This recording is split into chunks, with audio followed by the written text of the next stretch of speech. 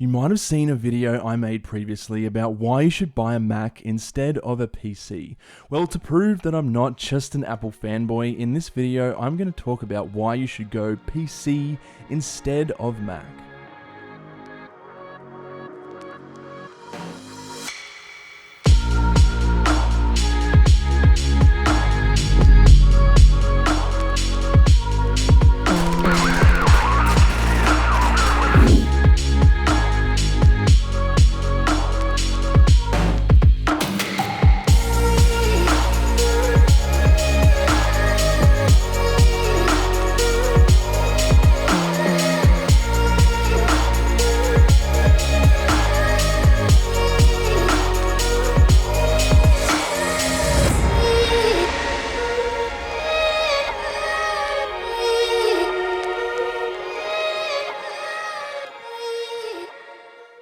Now, I've been using Windows and PCs in general since my parents bought me my first ever computer, which was a Dell Latitude D620 in 2007 when I was in grade 8. A few years later, in my senior year of high school, I saved up and built my first custom desktop PC.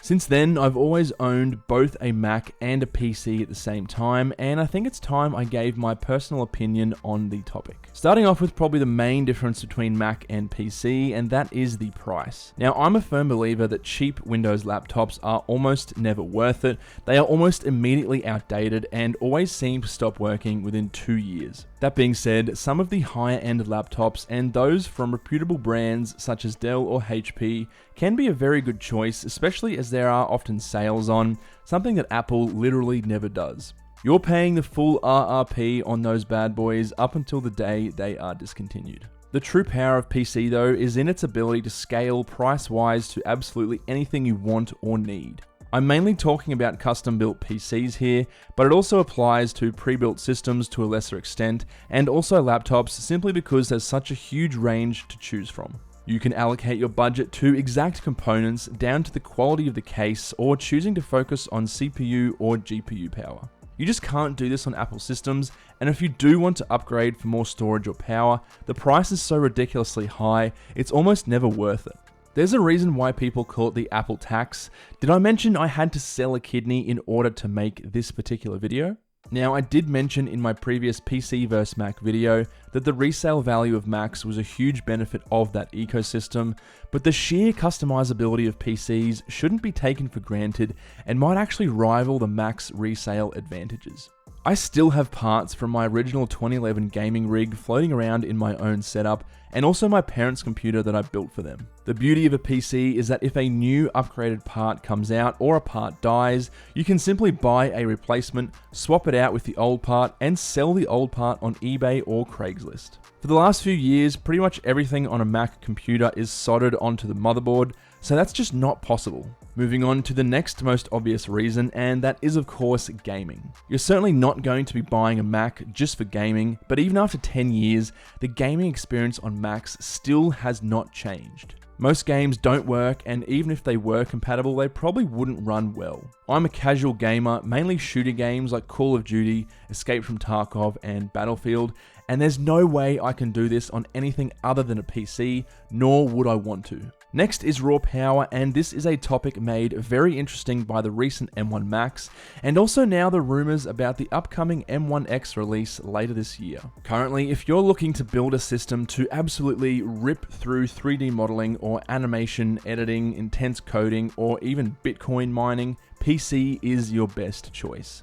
I'm talking Ryzen 5950X and RTX 3090s with 64GB of DDR4 RAM, for example. A seriously powerful device. Yes, Apple has the ridiculously expensive Mac Pro, but you can build a PC that will outperform it for less cost. Traditionally, this has also been the case for the MacBook, Mac Mini, and iMac lines as well.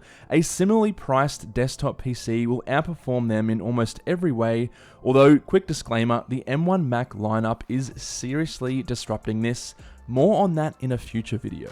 Moving on to compatibility and customizability, and I'm not just talking about Windows being the most popular operating system on the planet. You can customize Windows and the hardware of your PC to be compatible with almost anything. Just recently, I upgraded my studio with a 72 terabyte NAS from Synology, and I wanted 10 gigabit Ethernet connectivity. All I needed to do was buy a PCIe network card from eBay, download some drivers, and boom, my PC was now fully 10 gigabit Ethernet compatible.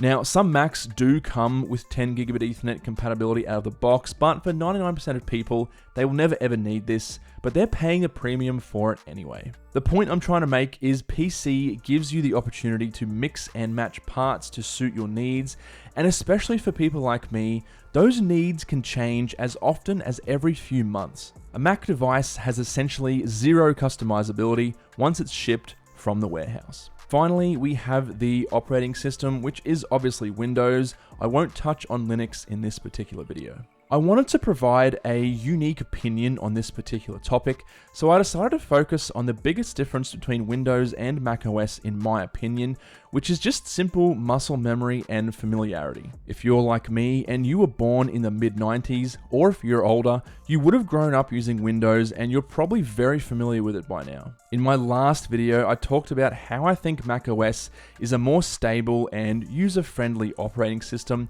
and I still agree with this. However, even now, after using macOS for 10 years and even working as an Apple tech for a few of those, I still feel like I understand Windows better and can use it more in depth than I can when using macOS. You have more finite control over your programs and settings, you never really run into compatibility issues, and for most of us, we've literally grown up using Windows, so it's embedded into muscle memory for life. This might not exactly be a unique pro of Windows over macOS, but it is the reality. Many macOS users I've spoken to take a very long time to familiarize themselves with the new operating system, and this involves a lot of concentrated effort and practice that a lot of people just can't or won't do, and that's okay. Think of it this way, you've been tying your shoelaces the same way your entire life. How would you go if you suddenly had to learn a completely new way of doing it? It'd take some time to learn the new way and an even longer time to be able to tie them as quick as you used to. Anyway, that's it for me for this video. Hope you enjoyed listening to my opinion, and I'm very curious to hear your own thoughts on this topic down in the comment section below. This topic is one that's been debated for over a decade now, and with the recent updates to macOS and the release of the M1 chip, the lines between Mac and PC are even more blurred than ever these days. So, thanks for watching this video, and I will catch you in the next one.